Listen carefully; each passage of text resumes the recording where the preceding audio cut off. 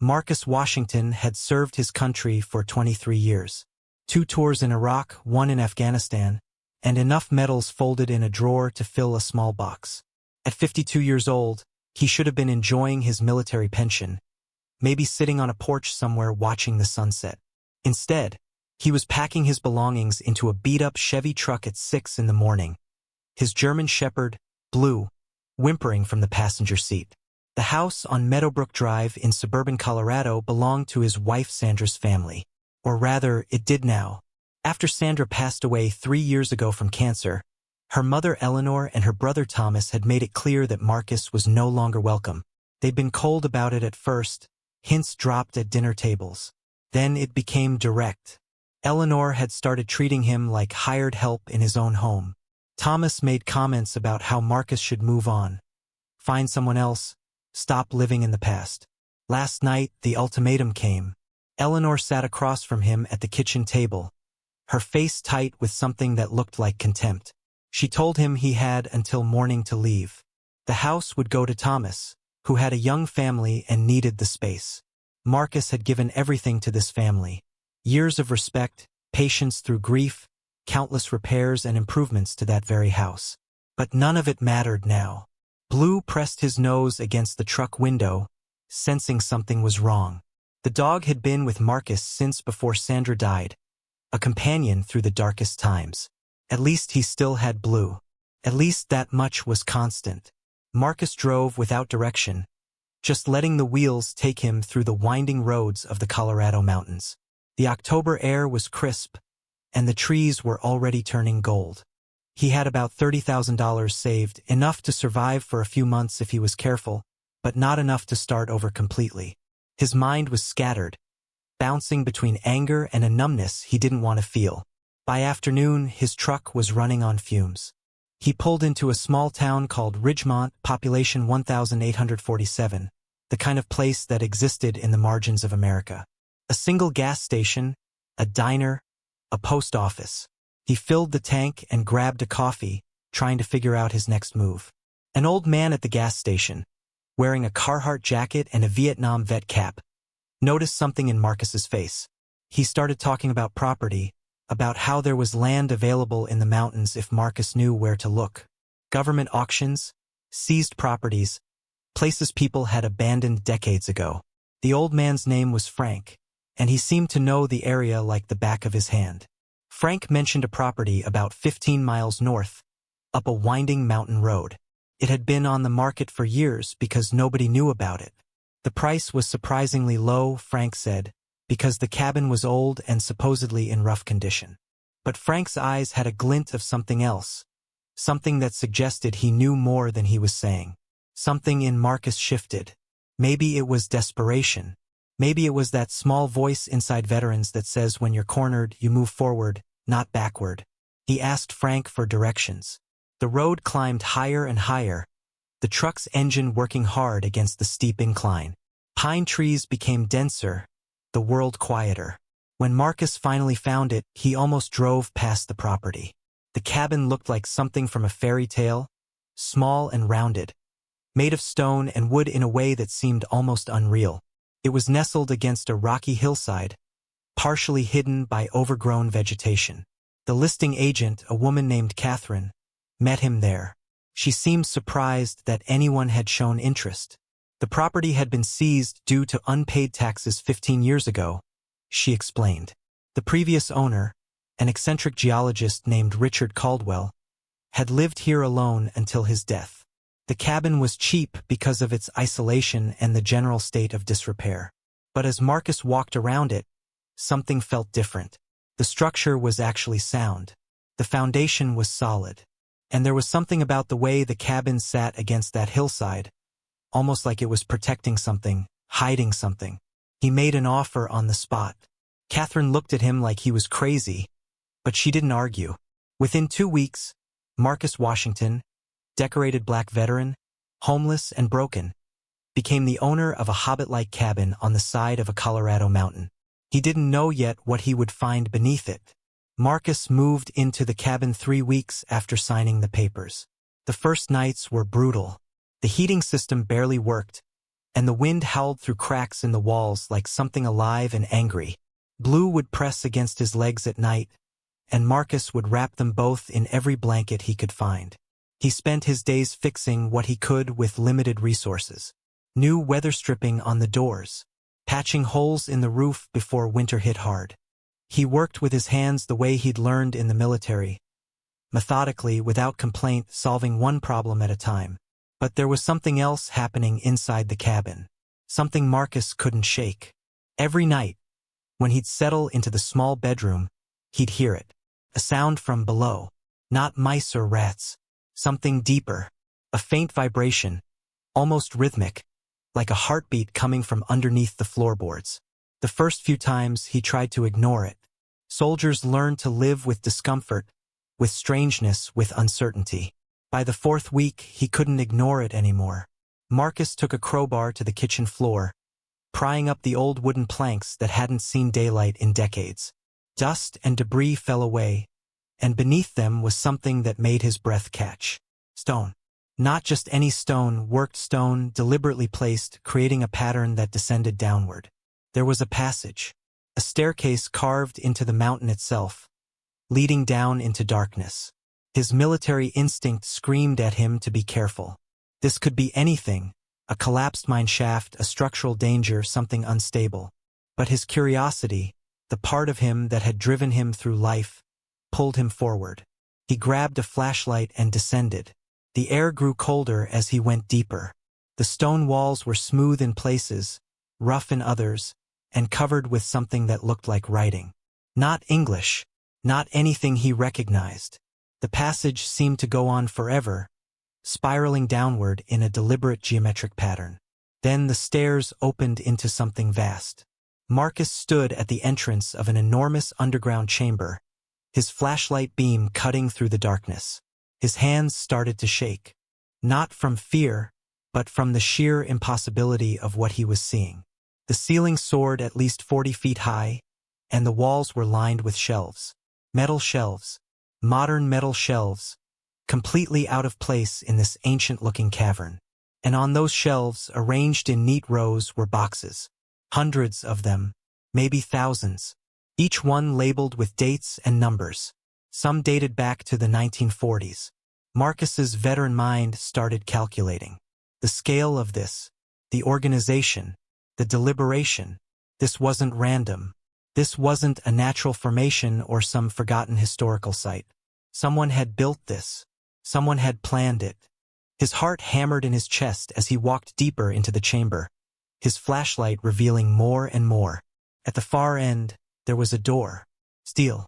Modern. And beside it, a keypad with a blinking red light. Blue started barking from somewhere above, anxious, sensing his owner's fear. And that's when Marcus heard it. A sound from the other side of the steel door. Movement. Someone or something was down here with him. Marcus froze. Every tactical instinct from his military training kicked in simultaneously. He killed the flashlight and pressed himself against the cold stone wall, controlling his breathing. In the darkness, he listened. The sound came again, a mechanical hum, then what sounded like a lock disengaging. The steel door began to open. A shaft of fluorescent light spilled into the chamber, blinding after the darkness. Marcus blinked hard, his eyes adjusting. A figure emerged, silhouetted against the light. An elderly woman, maybe in her 70s, with silver hair pulled back tightly. She held something in her hand, a gun. She pointed it directly at him. For a moment, neither of them moved. Then her eyes widened, not with malice but with something that looked like recognition. She lowered the weapon slowly. Her name was Dr. Eleanor Vance, and she had been waiting 30 years for someone to find this place. What Marcus learned over the next 2 hours would shatter everything he thought he understood about his new property, about the previous owner Richard Caldwell, and about a secret so massive that it had required an underground bunker to contain it. Eleanor explained, her voice steady and measured, that Richard Caldwell had been a geologist and, secretly, a whistleblower. In the 1990s, he'd discovered something while working for a private government contractor. Evidence. Documents. Recordings. Things that implicated powerful people in activities that would have destroyed careers, ended lives, changed the course of history. He'd stolen copies, hidden them here, and spent the rest of his life protecting the evidence while waiting for the right person to find it. He died 5 years ago, and Eleanor, his research partner and closest confidant, had been living in a hidden chamber nearby, maintaining the archive, waiting. The boxes contained everything. Thousands of documents, encrypted hard drives, photographs, video recordings, evidence of corruption at the highest levels of government, corporate fraud, cover-ups involving billions of dollars. The kind of evidence that governments and corporations would do anything to suppress. The kind of evidence worth protecting with a mountain. And now Marcus, a black veteran kicked out of his home, broken and searching for meaning, had stumbled directly into the middle of it. Eleanor's hands trembled as she told him. She'd been alone for so long. The responsibility of guarding this secret had been crushing. She'd chosen solitude over safety, dedication over life. She told Marcus that she believed he had found this place for a reason. That sometimes the universe puts people exactly where they need to be. Marcus's mind was reeling. This was bigger than humiliation from his in-laws. This was bigger than loss or survival. This was something that could change everything. Eleanor asked him a single question. Are you willing to fight for the truth? If you've been following Marcus's journey from the moment he was thrown out into the cold, now is the moment where everything becomes real. If you believe that injustice should be exposed and that one person can make a difference, esse inscrive no canal agora. Because what happens next will shock you. The battle for truth is about to begin, and Marcus is the only one brave enough to fight it. Marcus said yes. What followed were weeks of immersion in a world he never knew existed. Eleanor taught him how to navigate the archive, how to verify documents, how to understand the network of corruption that the boxes revealed. She showed him encrypted communications between government officials and corporate executives discussing the suppression of environmental data that could have saved thousands of lives. She showed him financial records proving embezzlement on a scale that defied comprehension. She showed him photographs and testimonies from witnesses who had disappeared, their cases marked as closed or unsolved. But knowledge without action is just burden. Eleanor was dying, cancer, the same thing that had taken Marcus's wife Sandra. She told him this matter-of-factly, without self-pity. She had maybe 6 months. The archive needed a guardian. Someone with integrity. Someone with nothing left to lose and everything to prove. Marcus started working with journalists, carefully, cautiously, using encrypted channels, dead drops, anonymous email accounts. He connected with investigative reporters from major publications, people who had spent years chasing these same stories but could never find concrete proof. Now they had it. The first article dropped on a Sunday morning. A major newspaper's front page exposed a 20-year cover-up involving a pharmaceutical company and federal regulators. 7 people were named. 3 immediately lawyered up. 1 attempted suicide. Within 48 hours, the story had gone viral. Congressional committees were demanding answers. The FBI opened an investigation. But it also made Marcus a target. The threats started subtle. A car that followed him from the grocery store. A break-in at the cabin that seemed designed to send a message rather than steal anything. Anonymous calls. Then less subtle. A man approached him at a diner and made it clear that if Marcus continued his activities, Blue would disappear. Permanently. That's when Eleanor made her final decision. She gave Marcus everything. The master keys to every locked box in the archive. The encryption codes. The names of 36 more journalists across the country. A list of lawyers who would fight these cases pro bono. And most importantly, she gave him the location of a safety deposit box containing the original evidence. The kind of proof that would hold up in any court. Then she walked away from the mountain. She turned herself in to authorities, claiming she had discovered the archive and wanted to cooperate with the government. It was a calculated move. By surrendering, by offering to testify, she forced the system to deal with her publicly. It made her valuable. It made her harder to eliminate quietly. Marcus watched from the cabin as Eleanor's confession sparked a second wave of investigations. Within 3 months, 17 government officials had resigned. 5 corporations faced criminal charges. The archive's contents were becoming part of official record.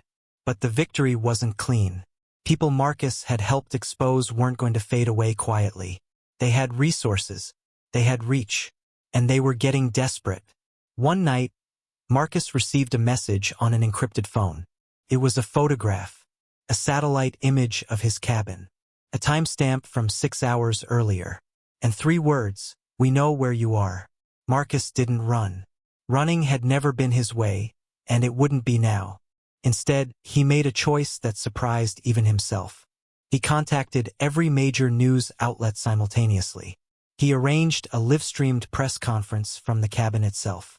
He uploaded the entire archive, every document, every file, every piece of evidence, to a decentralized server that couldn't be shut down or hacked. He made it clear that if anything happened to him, the raw data would automatically be released to the public in its entirety. It was a nuclear option. And it worked.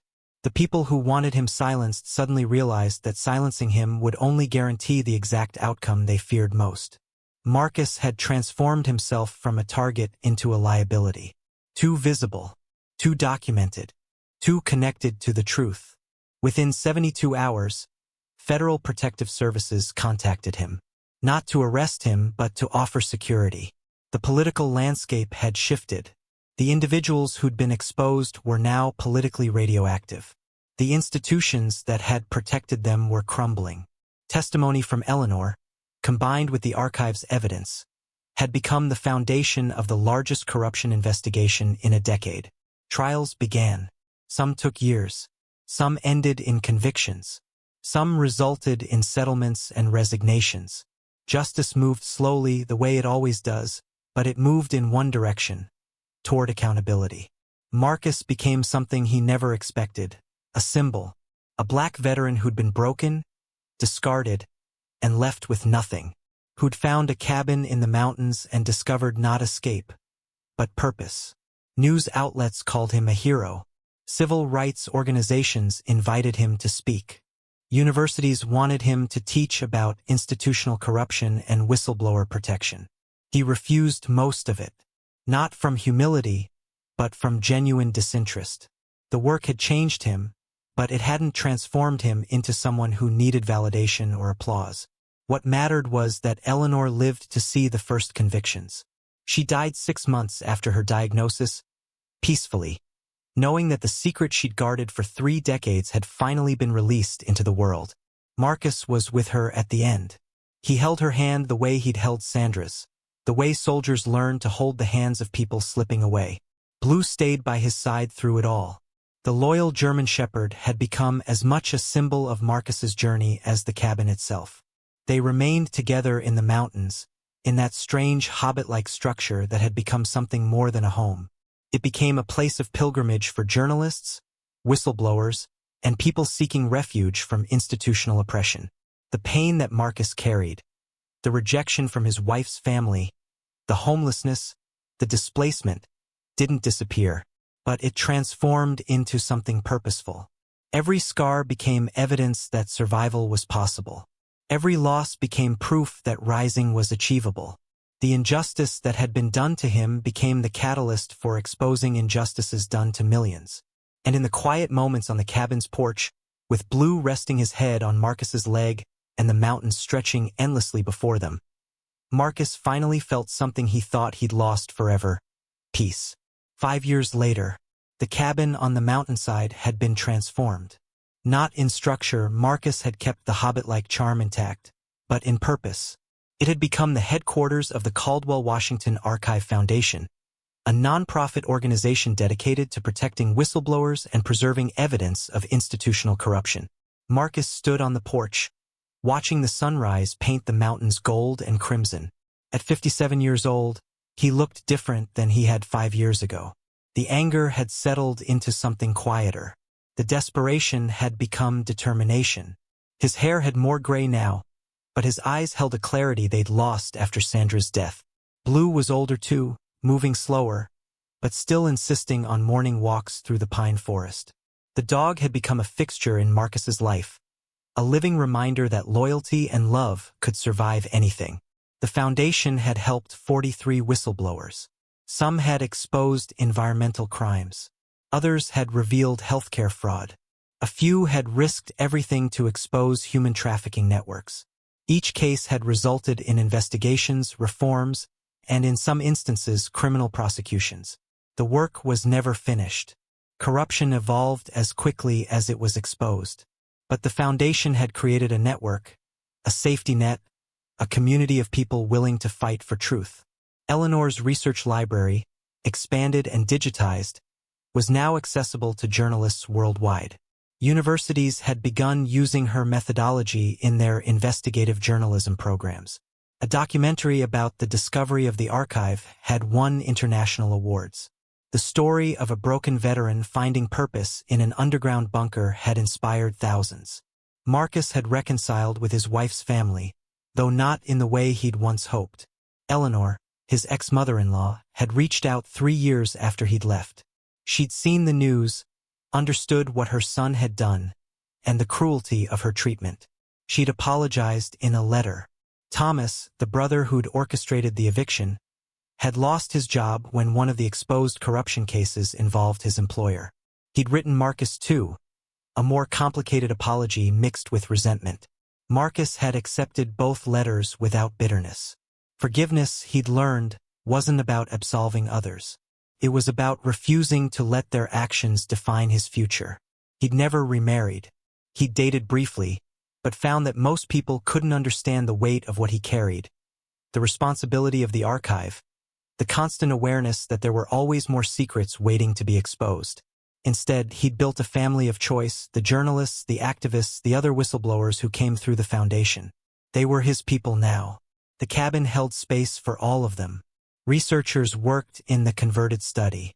Journalists conducted interviews in what had once been the living room. Whistleblowers found temporary refuge in the guest rooms. The mountain had become a sanctuary, just as Richard Caldwell had envisioned. On this particular morning, Marcus received an email on his encrypted system. A new whistleblower wanted to come forward. They had evidence of corruption in the defense contracting industry. They were scared. They needed protection and guidance. Marcus read the message carefully, then looked out at the mountains. The work would never be finished. But that was okay.